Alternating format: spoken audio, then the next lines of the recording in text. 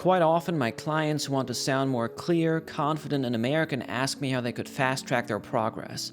My top answer to this is always, are you recording yourself? And most of the time, their answer is, no, but I know I should. Wow, that is very interesting. Please tell me more. If you're trying to improve your general American accent fast and you're not recording yourself, you're going to improve a lot slower than somebody who does. Before we delve deeper into that though, why should you even listen to me? Wait a minute! Who are you?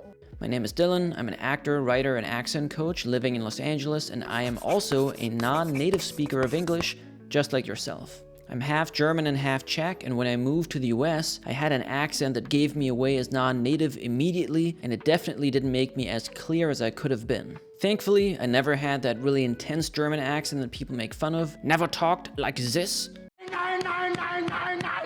However, I definitely had a very noticeable accent. Thankfully, the acting school I went to offered neutral American speech classes, and then after a year to a year and a half, I was able to reduce my accent and to blend in with Americans. In the process, I got very interested in all kinds of accents, mostly for acting purposes. Accents like the New York accent, the Boston accent, the Cockney accent, a standard British accent. All in all, that really helped me to solidify my understanding of the general American accent, and I now help others to also reduce their accents and to sound more clear and more American. So yes, you should definitely record yourself if you want to improve faster. Most of the time, people try to apply the knowledge they've learned too early and in situations that are too uncontrolled, meaning they've only just started to wrap their head around a certain sound, but they're already expecting to catch that sound live in a conversation without a problem. I'm not saying you shouldn't do this, you should certainly try. However, at that stage of the process, it might not be the best use of your time just yet. Right now, you want to focus on building habits. You see, a full-blown conversation is going to be the hardest situation you could possibly choose, especially if it's a high-stress situation. Let's say, for example, that you're in a meeting with your boss or you're trying to sell a product to a customer. It's going to be a lot to also try to focus on that sound or maybe a couple sounds that you're trying to get better at in that specific moment. Most likely you'll be very busy with communicating ideas, defending ideas, and maybe you're even physically active at the same time. Now, if you record yourself, you're gonna get way more bang for your buck here. In a conversation, you can't really go back in time to correct yourself, and there's certainly no way of re-listening to the whole conversation to find that one mistake that you maybe think you made. If you are practicing sound mechanics in the comfort of your own home, recording yourself is one of the best tools you have available to you. This actually allows you to experiment now, which I would say is one of the most important things of trying to master a skill. To experiment and to have fun and to try to really figure out what is making this thing work. You can experiment with tongue position, lip position, how open your jaw is or how closed it is, whether to engage the voice or not, and then you can just go back and listen to it and immediately know if that thing you were doing, that thing you were adjusting and experimenting with, if that worked. This will help you to identify and eliminate mistakes and to really hone in on the correct way of saying that sound. In addition to that, this is a very objective way of hearing the sound that you are trying to make. It happens very often during this process that we say something and we think we did it correctly, but then when we listen back to it, we realize, oh, that's not really what I was trying to do. Something must have gone wrong. What went wrong? Let me see if I can replicate that. Okay, my tongue was in this place, or oh, my mouth was too open or too closed.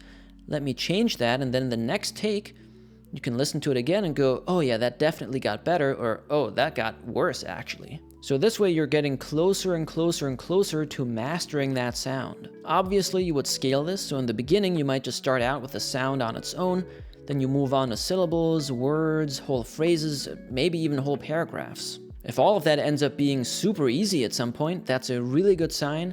That also means that catching it in conversation should be a lot easier as well. Now, if you want to go the extra mile, you could, with the other person's consent, also just record a full-blown conversation as well. While this is the hardest situation to practice in, it will give you some really good insight for which sounds you actually catch successfully and which ones you don't. I would advise that you try to gauge your current skill level. You want to be just outside of your comfort zone, but you don't want to go so far that everything just falls apart. So if you only just learn a sound, just stick with the sound on its own, syllables and words, and then once you get better and better, that's when you graduate to phrases, paragraphs, or maybe a full-blown conversation once you're ready. The trick here is to keep it challenging enough that you grow, but not so challenging that you get really frustrated and you give up. Because you got to keep in mind that in the beginning, it's going to be very difficult to really pick up on your own mistakes.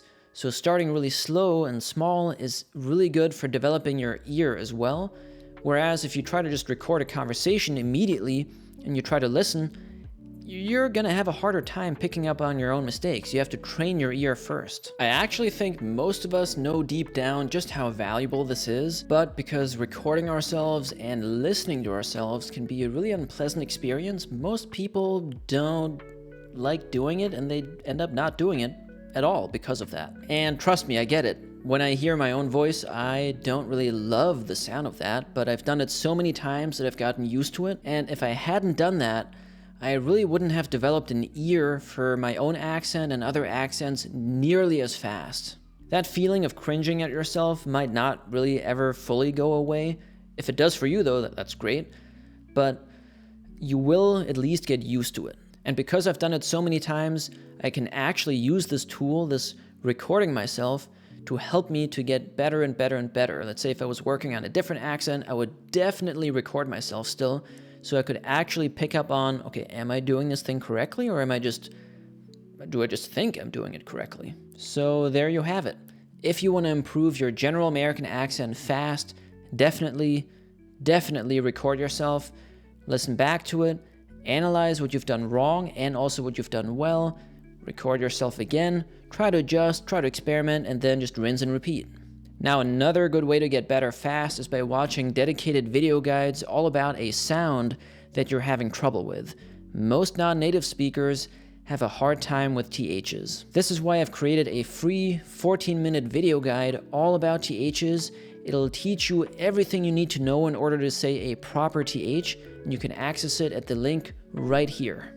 Now, in my opinion and in my experience, the fastest way to improve is by working with a coach. If I hadn't worked with a coach, it would have taken me significantly longer to reduce my accent if I had just tried to do it on my own. It really helped to have somebody right there with me to give me feedback right away in real time and to tell me exactly what the mistakes were that I was making at that moment. So if you'd like to work with me one-on-one, you can do so at this link right here. Alright, thank you so much for watching. If you want to support this channel, please leave a like, a comment, subscribe, do all those things. And if you have a certain topic that you would like me to cover, definitely let me know in the comments. Thank you again, and see you next time.